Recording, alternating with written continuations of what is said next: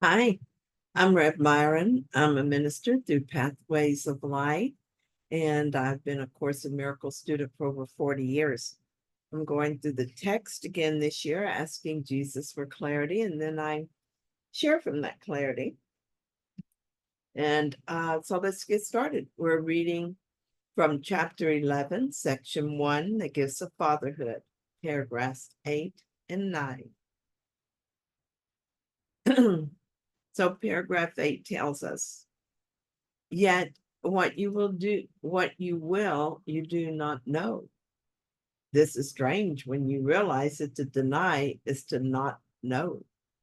God's will is that you are his son. By denying this, you deny your own will, and therefore you don't know what it is. You must ask what God's will is in everything because it is yours. You do not know what it is, but the Holy Spirit remembers it for you. Ask him, therefore, what God's will is for you, and he will tell you yours. It cannot be too often repeated that you do not know it.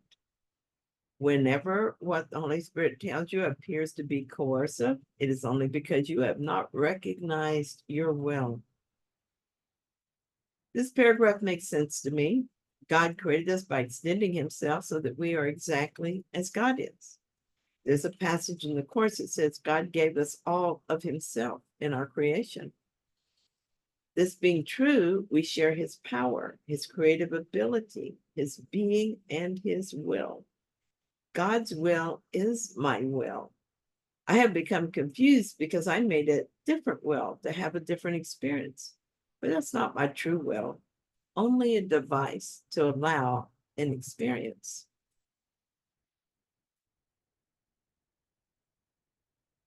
The Holy Spirit remembers my true will for me and holds it in my mind to access it when I'm ready. Now that I'm ready to awaken from this dream of separation and return to reality, I ask the Holy Spirit what God's will is for me.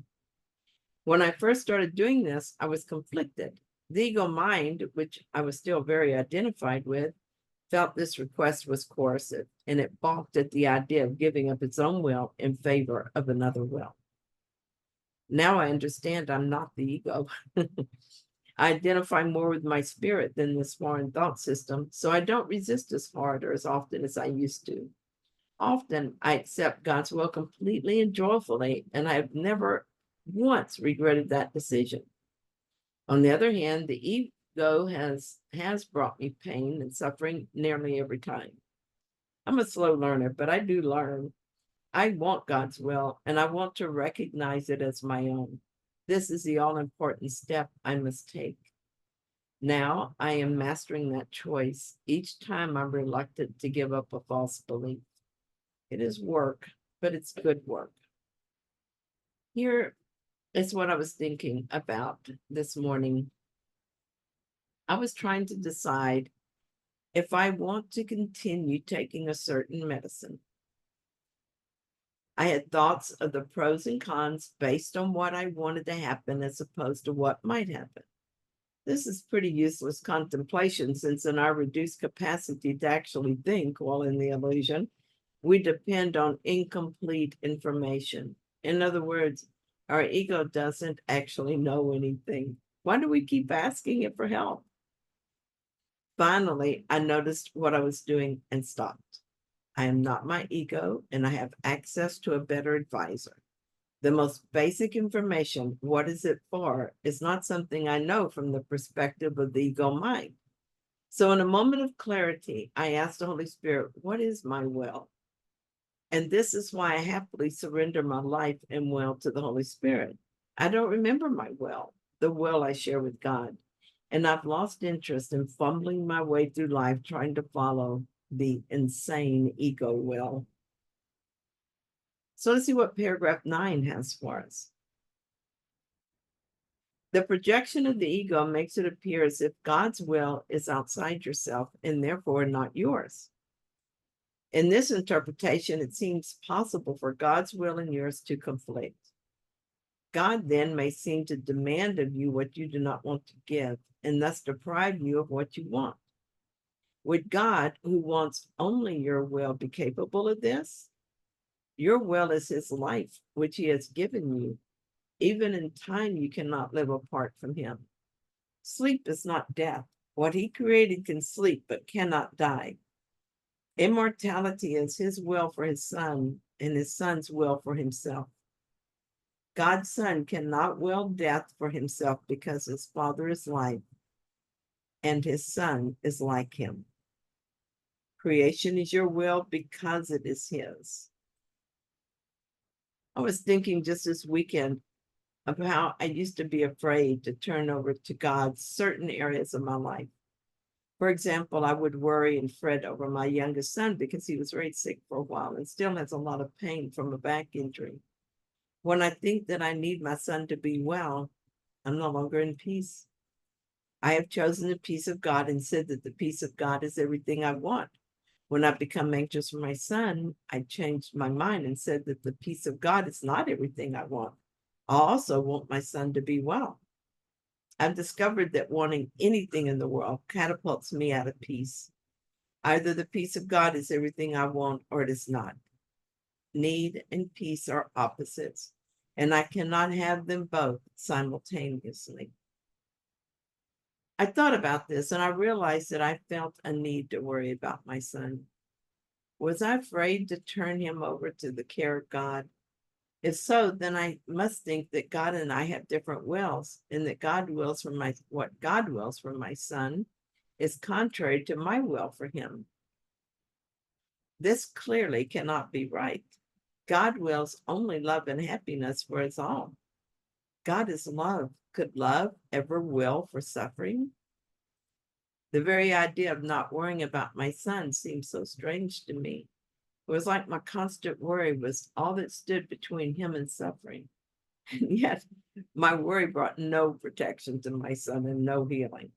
As I began to let go of the idea that I needed anything from my son in order to be at peace, I returned to my dedicated purpose of choosing peace. I returned to trust. As my mind cleared, I realized that worry is like a negative prayer. It was like I was praying that my son would fulfill my expectations of pain and suffering. I began true prayer in which I remembered the truth instead. I remembered that he is God's son and he has the Holy Spirit in his mind just as I do. He will be led to the truth just as I'm being led to the truth. I began to trust him and I began to realize I didn't need him to be anything for me. His existence is gift enough. I use this example because it was the hardest thing I've ever done.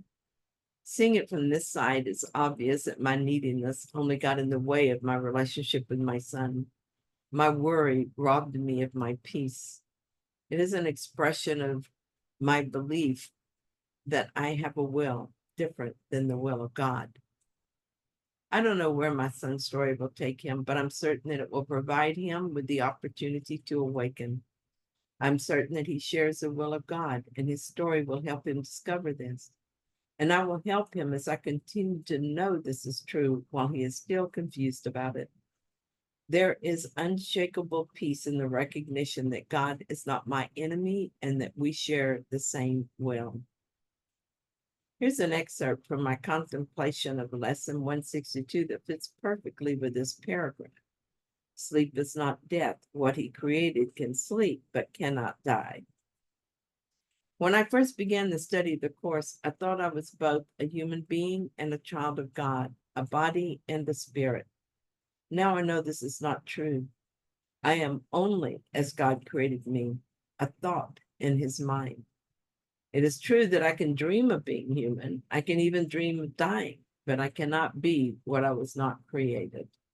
So I cannot die. Our imagination is vivid and realistic, but it is still imagination. We can pretend to be fallible and even sinful, but it changes nothing. We remain as we were created, an extension of God. Thank you so much for joining me in this reading. I hope that you found it helpful. If you did, then please like it. And if you haven't yet, please subscribe. And I'll be back soon with another reading. See you then.